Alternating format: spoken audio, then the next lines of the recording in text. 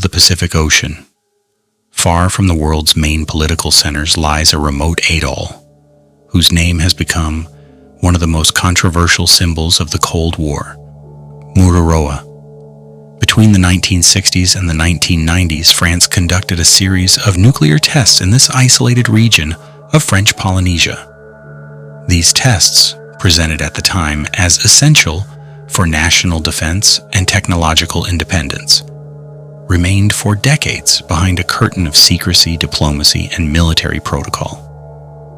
Today, declassified archives, testimonies from former servicemen, and scientific reports allow us to revisit this chapter of history. In this documentary, we explore how the tests were prepared, who was sent there, and why their legacy still raises questions today in French Polynesia, in mainland France, and across the world. Chapter 1, Mururoa, the atoll chosen by the atom. When France decided to develop its own nuclear deterrent, it needed a distant location where testing could be carried out away from major populations. After initial tests in the Sahara, geopolitical changes pushed Paris to search for a new site. The choice fell on Mururoa, a ring-shaped atoll in the Tuamotu archipelago, nearly 15,000 kilometers from mainland France. By the mid-1960s, the atoll had been transformed into a highly secured military zone. Hundreds of engineers, soldiers, and technicians traveled to Mururoa to construct runways, monitoring stations, bunkers, and observation posts. Atmospheric tests, later replaced by underground explosions, were conducted under strict military planning. Each operation involved meteorologists, naval teams, physicists, and security units working together to coordinate the test sequence. Official communication at the time insisted on safety, precision, and national interest. For the French government, these tests were a cornerstone of independence during the Cold War. A strategic guarantee meant to ensure France's ability to defend itself on the global stage. But behind this official narrative, daily life on the atoll and the long-term effects of the tests would become the subject of many questions. Chapter 2. Breton sailors, from the Navy to the unknown. Among the thousands of servicemen deployed to Polynesia, many came from Brittany, one of France's strongest naval regions.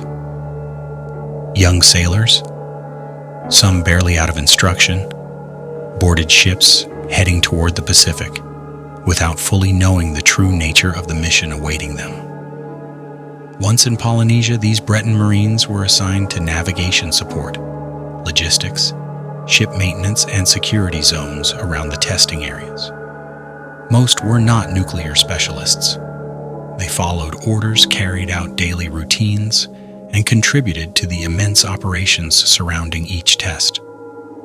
Among them was Jacques Robineau, a young sailor from Brittany who served aboard the vessel Tarentule. Like many of his comrades, he discovered the Pacific with curiosity and discipline. During his mission, Robineau took several photographs from the deck of his ship, images showing life at sea, the surrounding environment, and moments shared with fellow sailors. These photos, simple and personal, became meaningful memories of his time near Mururoa. But when Robineau returned to mainland, the disappearance of his camera became a symbol of a larger issue: the gap between the daily life of sailors and the layers of secrecy surrounding the nuclear program. Years later, many of these former Marines began reporting health concerns that appeared long after their service. Their testimonies contributed to debates across France, especially in regions like Brittany, where veterans' stories were widely shared. These accounts led to official inquiries, requests for recognition, and discussions on transparency regarding exposure and long-term risks. Robineau's experience, from his service aboard Tarantula to the loss of his camera to later health concerns, represents the deeply personal side of this chapter of history. His story, along with those of his fellow sailors, adds a human dimension to to the complex legacy of Mururoa and the French nuclear era. Chapter 3: Legacy, Memory, and the Long Road to Transparency. As the Cold War ended and France halted its nuclear testing program in the mid-1990s, Mururoa gradually shifted from a high-security military zone to a symbol of political debate. Environmental studies were launched, and access to previously classified documents slowly expanded. And this process opened new perspectives on the long-term consequences of the tests: scientific, social, and political. For French Polynesia, the tests remain part of a complex legacy. They brought infrastructure, military presence, and global attention, but also concerns about environmental impact and public health. For veterans, including the Breton sailors, the fight for recognition became intertwined with a broader call for transparency and historical clarity. Today, Mururoa stands as a case study in how Cold War decisions continue to influence the present. The atoll, once isolated and hidden, has become a subject of research, documentaries, and public inquiry. Its story reminds us that major strategic choices often leave traces that last far beyond their immediate purpose, affecting individuals, communities, and national memory.